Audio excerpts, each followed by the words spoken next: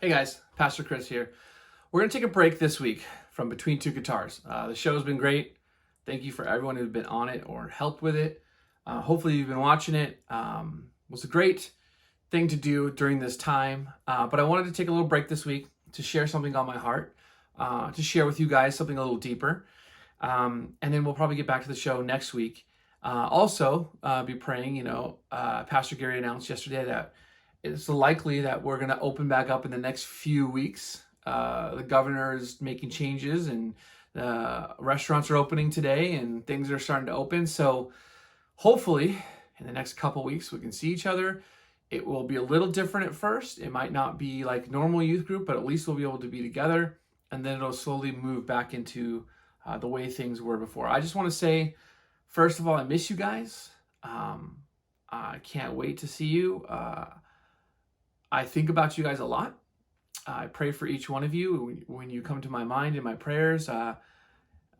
Most of you have been in my prayers multiple times throughout these 2 or 3 months that we've been on quarantine. And I just want to reach out and say, if you guys need anything, if you want to talk, I'm always available.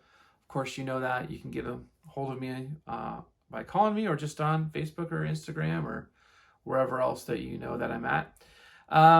So today, I want to talk about plans. That's the focus, plans. Because honestly, all of this that's been happening is really frustrating. I'm going to be honest with you guys. It's super frustrating to me. I'm not super high in spiritual where I don't get frustrated. This whole situation has been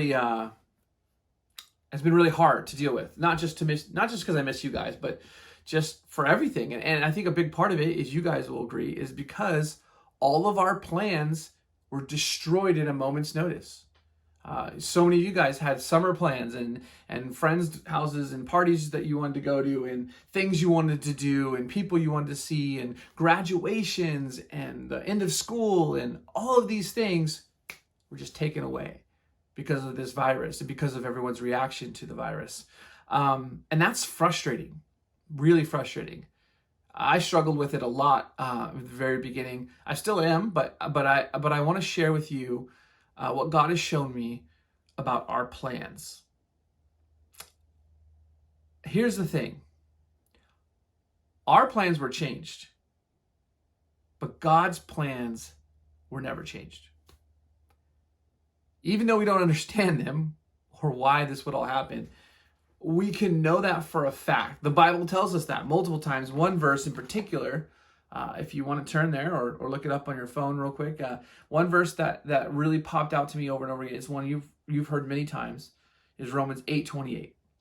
And it says, we know that all things work together for the good of those who love God, to those who are called according to his purpose. We know that whatever's going on in this world, God's fully aware of it. He's not surprised. He wasn't unaware that this was going to happen. He knew this was going to happen. He knew our summer plans would be ruined. It doesn't mean he wanted that to happen. It doesn't mean he enjoys ruining our plans. It just means that there's a greater plan happening. There's something bigger than us going on here. And God's plans are never stopped by the enemy. In fact, you see so many stories in the Bible where the enemy tries to stop God, and God turns it on its head and uses it for his glory, for his good. All of this is something that's going to be for the ultimate good. It's hard to see now.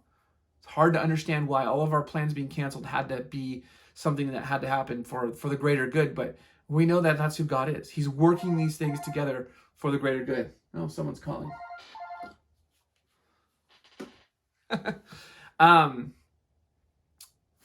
So we know that that's what's happening. We know God is working these plans together. So if that's what we know, if we know that for a fact, then what do we do about it? That's probably the bigger question. So you and I can probably agree that God's working together, some bigger picture thing, and this is all for the good. But what do we do about it? How do we react? What do we do right now? We don't know the whole picture. We don't know the whole story. So I have three things that have come to mind that I've been thinking about, praying about, that I want to share with you guys, that I think you and I should be doing right now to help with not only dealing with this, but as a witness, as a Christian, as someone who's reaching out to the world, what can we do? And the first one is to make sure that God is directing our plans first. I think it kind of goes without saying, but I think we forget that when we make plans, we make them based on what we want to do or what we think is best. But we always got to bring those to the Lord first. We can think that this thing to do over here is the best thing to do, but if we've never prayed about it, never thought about it, never considered God in that, it might not be the best. It might not be good at all. And then we also have to just pray that we can be flexible. Be flexible in our plans. Things change. If you've ever been on a mission trip with me, or down to Mexico, or even on Surf and Serve, one of the things I've said many times is, blessed are the flexible. You got to be flexible. Every Surf and Serve, we have students that come up to me, hey, what's next? What's happening in the next 5 minutes? What are we doing next? When are we going to the orphanage? And we have a general schedule, but sometimes it's just, I don't know yet. We're being flexible. This orphanage didn't work out. Well, what are we going to do? I don't know. We're going to be flexible. We're going to see what God opens up. We're going to see where he directs us. And we've done that many times. And I think that's a good way to not just live on mission trips, but to be all the time. We have to be open to being flexible for our plans to be changed and for our plans to be God's plans first. Not make our plans and add God onto them, but to include God in the very beginning from the time we start making plans. Proverbs 16:9 says, a man's heart plans his way, but the Lord directs his steps. Ultimately, God's going to direct our steps. Ultimately, God's in control, and we need to be flexible. All of this that happened in the last 3 months, if we had been, I speak for myself, but I know I speak for all of us, if we had been in more of a flexible state of mind, it wouldn't have been so dramatic to be like, whoa, all of our plans are canceled. And when you're in a flexible state of mind, when you know that things might happen, you're like, oh, interesting. Okay, well, I guess everything for the next month is canceled. Well, then God, what is, you knew that, obviously. So what am I doing? What are we doing next? Is there something new you want to show me? Is there something different? Is there something, a better opportunity that I would never even known of if I had done my own plans? We want to be flexible. We want to roll with it, roll with what's going on, but also trusting God. So it's an idea of being able to go along, go with the flow, but in a way that's trusting God. When Jesus went to the cross, none of his followers understood that. They thought it was crazy. Why would you go die? You're supposed to take over the government. You're supposed to take over Rome. And he went and sacrificed his life. And at first they did not understand. Peter rebukes God and denied him 3 times because he just didn't get what was going on. He didn't believe, even though he had spoken so boldly before, when it came down to it, he wasn't flexible to see what God was doing. He thought it should be done in a certain way. And we know right now, God, back then he was working to go to the cross and people didn't understand it. Right now, God is working to bring his kingdom to earth, and we don't always understand how he's doing that. But this whole virus thing is probably a big step towards that. Not that God caused it, but God's using it to bring his kingdom in. So along with that, being flexible is to pray. Pray about your plans. When you have an idea of what you want to do or what you're going to do, or you have a plan ahead of you, pray about it. Give it before the God. Submit it to God every day, and you'll be in a better place to have him guide you. And what a better guide than the Lord. There's no one better to plan our trips, to plan our steps than God himself, because he knows every step we're going to take and where it's going to lead us.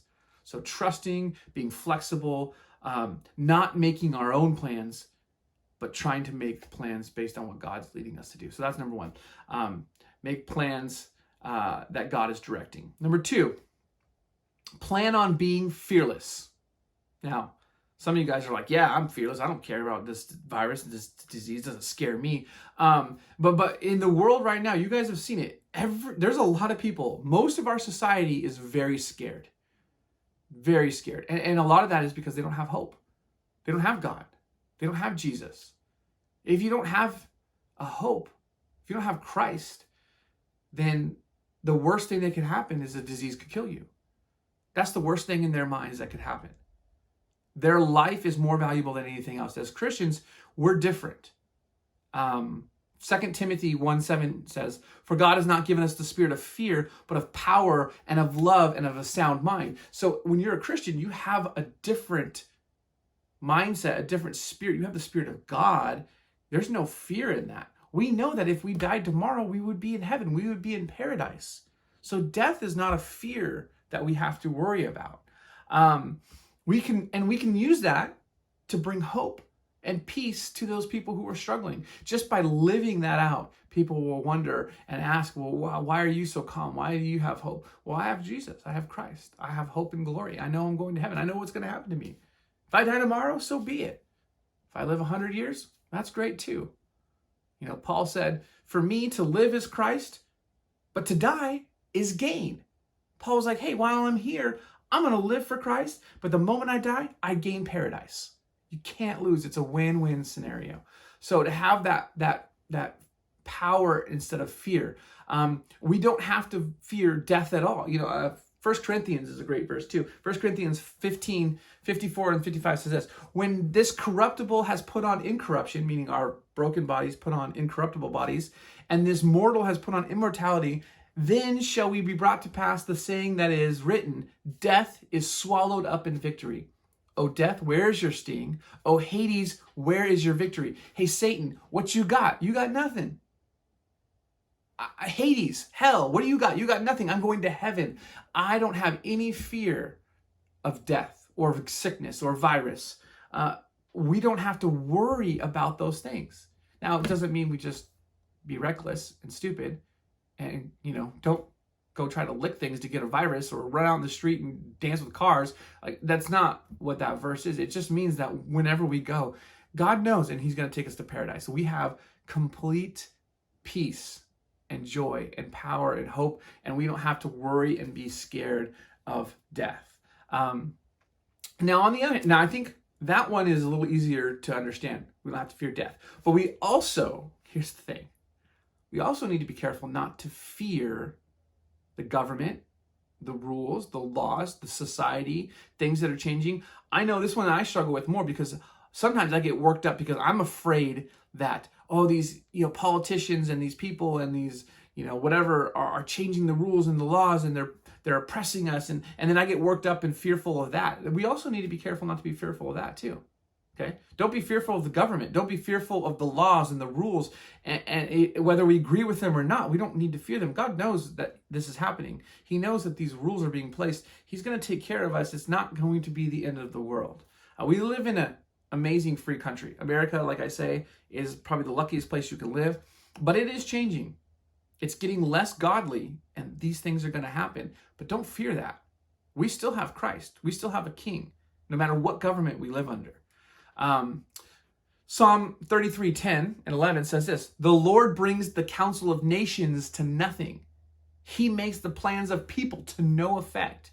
The counsel of the Lord stands forever, the plans of his heart to all the generations. So listen, the nations are nothing compared to God.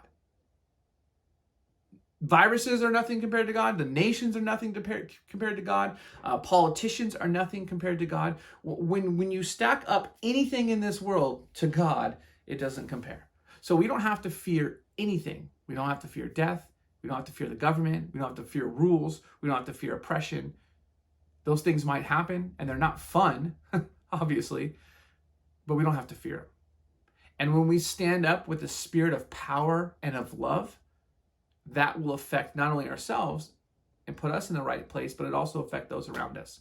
So that's the second one, is to plan to be fearless. Plan to be someone of power and of love. Okay, third one. Now this is going to sound a little weird, but plan on being excited and being positive. Yeah, you heard me right. Plan on being excited. This is an exciting time we live in. It's weird. It's not what we planned. It's not what we want, but it's exciting. This is proof and a step towards Jesus returning, you guys. Jesus is going to come back to earth, and he's going to fix everything. He's going to restore earth. He's going to take us home to have the greatest party ever in heaven, the marriage supper of the Lamb. We're going to have a feast together, you and I as believers in heaven. Just the most perfect setting ever as God returns to earth to warn the rest of people, the rest of humanity, and to correct them, and then eventually conquer the enemy. Conquer Satan, conquer the beast, the Antichrist, all those who perpetuate evil. He will take care of them, eradicate them, and then heal the earth and bring heaven down to earth itself. And we will be part of that. We get to be part of that. We get to see that. We're part of a final generation. I think that this whole virus thing, this whole world thing, like we've been studying, you guys. We've been going through Revelation, right? Over the last year. You guys have studied most of Revelation with me up to, I think we stopped at chapter 20. So only the last 2 chapters Gary's been teaching, but hopefully you've been listening to him. But we've been looking at what's going to happen during Revelation. And the first part is that God's going to take his churches home, and then he's going to pour out his wrath to correct and to open up people's eyes and wake people up. And we get to be part of that. I think that we're so close to that generation. I mean, you don't want to make predictions, but I really think that you guys are part of the final generation. You and me as well. We're part of the final group of humanity that will be part of whatever God's doing when he returns. I don't see how it could go much longer. And I'm not saying it's going to be tomorrow, but I'm also not saying it's going to be, 30 years. I think it'll be within years. We'll see this. I don't know. That's my thought. Either way, how cool is it that you get to be part of that generation? God chose you to be part of the final generation that does all these amazing things. So maybe there's a special plan he has for you. Think about that. It's pretty exciting. It's something to be positive about, something to look forward to. As crazy as this world gets, look forward and be positive for the fact that God wants to use you and that you're going to be part of this final generation. You're going to get to see all of this awesome stuff happen and God coming back to restore his earth, his creation. And all of these prophecies that have come true, like for instance, we've gotten to see in the last 100 years, Israel become a nation, which nobody thought would happen. It's one of the final prophecies of the Bible. We've gotten to see that in our generation, well, before us even. So we're going to get to see the rest of his plan play out. And to me, it's hard when you're stuck in the daily grind of all of this that's going on and being locked down and school being different and all the homework and plans being changed. But it's exciting if you really step back and think about it. God is doing a work. He's working all those things together for the good. And we are already seeing that. We're already seeing a lot more people go online to watch church than we ever had step into our building. All churches are saying that. All churches are saying there's some kind of a revival going on. More people are seeking God because they're scared and they're fearful and they're looking to God. It's pushing them towards God. And so there's a revival going on. So it's an exciting time. So don't let yourself fall into a mindset of negativity. It's easy to do. I do it all the time. I get all negative about what's going on and all frustrated. And I have to stop myself and be like, you know what? That's all true and frustrating, but there's a reason. Something's going on. God's doing stuff. Like, let's be excited. Let's plan on being excited and positive. So those are the 3 things we have that have just been on my heart. I wanted to share with you guys. So real quick, plan to be flexible. I think we've kind of been forced to lately, but even more so, roll with it. What is God doing? I don't know. I don't know what this summer's going to look like. I already know a lot of our youth events have been canceled, whether I wanted them to or not. So maybe we'll do different stuff. I don't know what's going to happen with Surf and Serve. A lot of you guys have asked me, are we going to get to do Surf and Serve? I don't know. I haven't canceled it officially, but it's likely I'll have to. So maybe we do something different. Maybe in the fall we do a different kind of a trip. I don't know. Well, let's be flexible. Let's see where this is going. Trust God and pray about your plans. Secondly, live in peace with power. Don't live in fear, right? Plan on being fearless. Don't let fear creep in, whether it's fear of the government or fear of dying. Don't let those creep in because we don't have the spirit of fear. We have the spirit of power. Lean on Christ for your power and your peace. And then lastly, plan on being excited for what God's doing, guys. He's doing cool things. I'm excited. I can't wait to look back on all this and be like, wow, I didn't realize God was doing this and this and this during that. The whole time I was frustrated, but he was actually doing amazing things. So be excited. Be looking forward to the future. Be praying for Christ's return. All right. That's what I have to share with you guys today. I can't wait to actually get to meet up again in person soon. Looks like in the next couple weeks, hopefully. Obviously, there'll be some rules and some stuff we have to do, but that's okay. We're going to be flexible. I don't know about the rest of summer plans. I know some events like Future Quest have been canceled already, but there are some events that we could probably still do, and maybe we'll do some new ones. I don't know. I will keep you guys updated as much as possible. I love you guys. Thank you for tuning into the show that we've done on Thursdays every week, and thank you for watching this video. And let me know what you think. Comment in YouTube here or on Facebook, wherever I post it, probably both. And let me know your thoughts. I want to hear from you guys. I miss you guys. I want to hear your voice, even if it's digitally. Let me know what you guys are thinking, what you're struggling with. Other than that, we'll talk again and probably do the show next week, Between Two Guitars next week, next Thursday. So stay tuned for that. All right. God bless you guys.